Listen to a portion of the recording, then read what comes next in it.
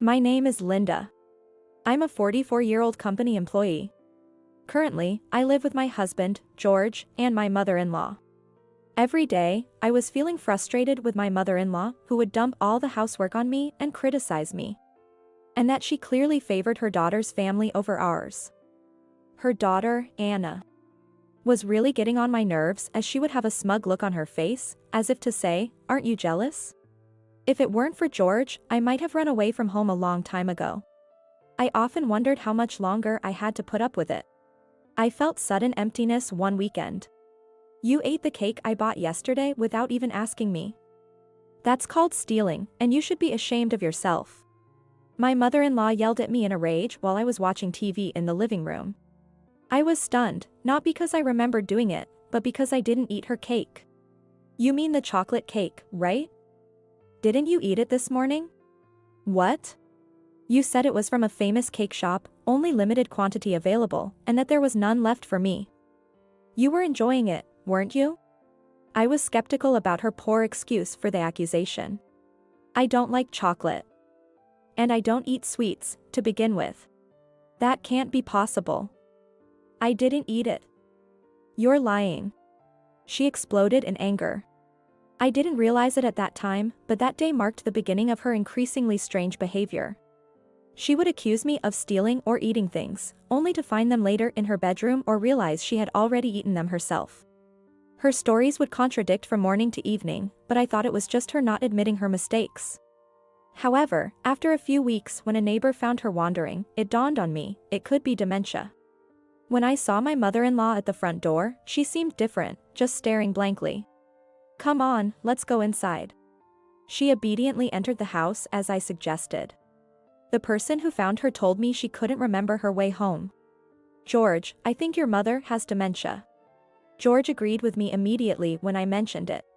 I suggested my mother-in-law that she get checked, but she was back to her usual nagging self. Calling me a senile old woman just because I got a bit lost? She vehemently refused. I asked George to persuade her, and somehow we managed to get her tested at the hospital. The result was indeed dementia. It turned out to be vascular dementia, not Alzheimer's type, and the inconsistency in her behavior is a common symptom of this kind of dementia. When told about her diagnosis, she seemed to have little awareness of her symptoms, and was more upset about being labeled as a senile old person. She seemed to find the idea of making mistakes in public more embarrassing than anything. I understood her feelings, but without acknowledging and adjusting her lifestyle, the symptoms would worsen. Apparently, vascular dementia is closely tied to lifestyle diseases. To prevent its progression, a regular diet and moderate exercise are crucial. In her case, it would be best to abstain from alcohol and limit sweets. Despite my careful explanation. "How dare you accuse me of being senile and then order me to change my lifestyle? I know you think you can bully me, but I won't let you," she shouted in anger. Her emotions were wildly erratic, one moment kicking chairs in fury, the next crying, "Linda is bullying me." If I hadn't known that losing emotional control was a symptom, I would have been truly frightened by her frenzy. No matter how much I tried to help, she perceived everything as malicious. "Linda is so mean, forcing me to give up sweets and ordering me to exercise in this cold. Anna, my sister-in-law, always indulged her. Just ignore those mean people. You'll only stress yourself out, which isn't good for your health. Doesn't Linda understand that?" she said, smirking, and I felt a sudden surge of anger. Since her children were grown and left home, Anna was a stay-at-home wife with plenty of free time, unlike me, who had to work. No matter how much I paid attention to my mother-in-law's diet, it was pointless because Anna would always show up to spoil her. The symptoms mostly appeared in the evening. And it was always me who had to deal with her tantrums and groundless accusations due to forgetfulness. Honestly, my frustration and fatigue had reached their limits. If only Anna would stop pampering her. One day, my mother-in-law fell while she was out and broke her bone, leading to her hospitalization. When I asked about the progression of her dementia, Dr. Thompson said it was advancing, which shocked me.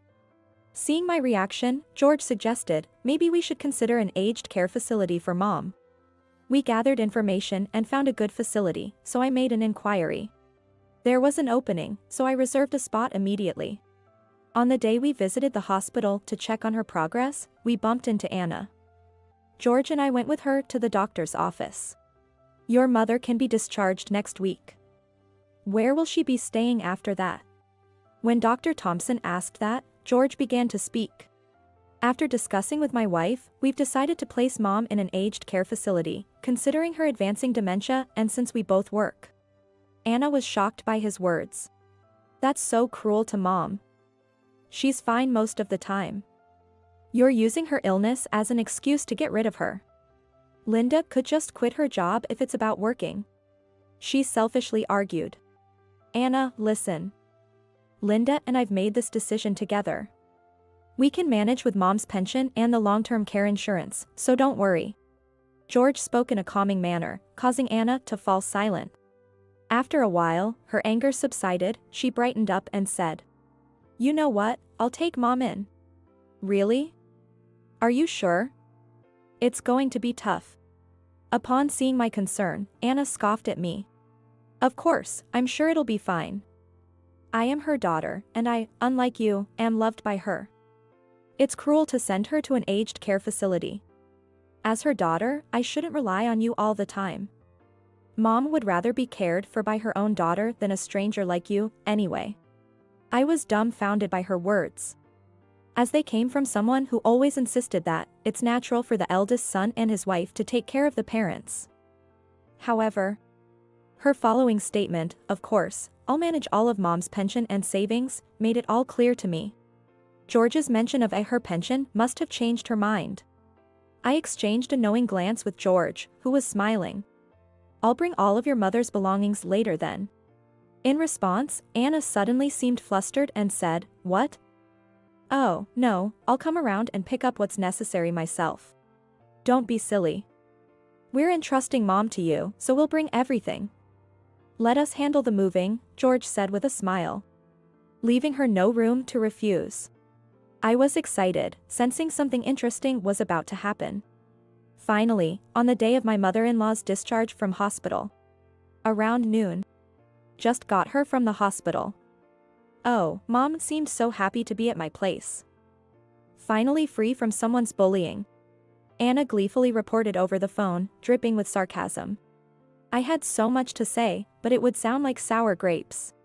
I bit my tongue and hung up the phone. The second call I received from Anna was the next morning at 10 a.m. I had ignored her frantic calls since the previous evening and finally answered at this time. Hello? As soon as I answered, what's going on with Mom? Suddenly flipping furniture, making a mess during meals, crying when scolded. And knocking on all the doors all night. I couldn't get any sleep last night, she complained. What's wrong with that? I didn't expect her sudden change in behavior. She probably didn't know about the variability in her mother's symptoms. But you, unlike me, are loved by her, so I'm sure you'll manage. Be careful, she might wander off at night and get lost, which can be dangerous. What? If she buys sweets, she'll accuse you of stealing them even though she ate them herself. But you can handle it, right? I knew she remembered her own words. Anna fell silent on the other end of the phone.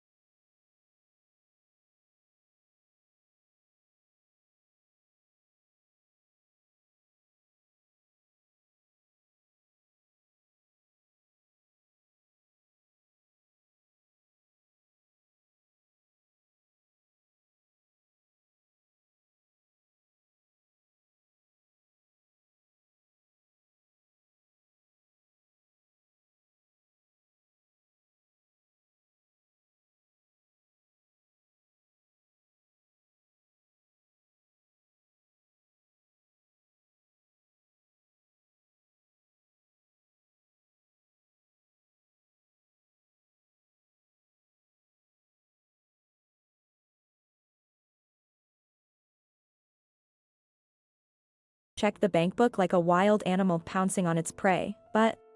What is this? Her expression, full of anticipation, crumbled in an instant, and she began to tremble. Is there something wrong? When I feigned ignorance, Anna shoved the bank book at me. You know what's wrong. Look at this balance. Why is it so low? Well, why did you think there would be savings? Don't you remember boasting about your mother buying a lot of things for you? Haven't you two been on trips together? Where did you think the travel expenses came from? The money my mother-in-law had been spending over the years was all from her savings. Realizing this, Anna slammed the bankbook to the floor. Anna, in a hysterical outburst, exclaimed, "I never should have taken it in." Pointing at her mother and referring to her as it, her mother couldn't hide her shock and turned pale. If she has no money, she's nothing but a nuisance. Crying, getting angry, that's not what my mom used to be. I hate taking care of her. I'll put her in an aged care facility. Why not? You can get rid of the burden. Your mother should be pleased to be treated like that by her own daughter, not by a stranger like me. Do as you like. Ignoring Anna's shrieks, George and I left the scene. As it turned out, she had intended to put her mother in a facility, but there was a 2-month waiting period everywhere. She asked me about the facility George and I had chosen, but I told her we had already cancelled it. She seemed desperate. Since neither George nor I offered any help, Anna could only rely on her husband. However, he apparently grew tired of her constant yelling and her pushing the caregiving onto him, as well as her mother's lack of gratitude for being cared for. Within less than a month, he divorced her and left. Anna's son, living separately, seemed to have abandoned her, seeing it as self-inflicted. Exhausted from caregiving, Anna was left to live a lonely life. I don't feel sorry for her. It was just the price for always having the best of everything.